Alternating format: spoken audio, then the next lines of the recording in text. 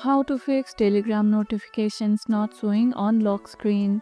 If Telegram notifications don't appear on your lock screen, check your phone's notification settings first. Go to Devices Settings and under Telegram's notification settings, make sure Show on Lock Screen is enabled. Also verify that Telegram notifications are not muted. In Telegram settings, go to Notification and Sounds and enable all notification types and check that Disable Notification is not turned on for any chat. On Android, make sure battery optimization is not restricting Telegram. Exclude it if needed.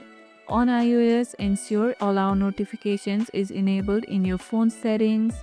Restart your device after changing notification settings to ensure changes take effect. Do you prefer silent or loud Telegram notifications? Let us know in the comments below. And if this video helped, hit the like button, share it, subscribe and leave a comment. Thanks for watching and I'll see you in the next one.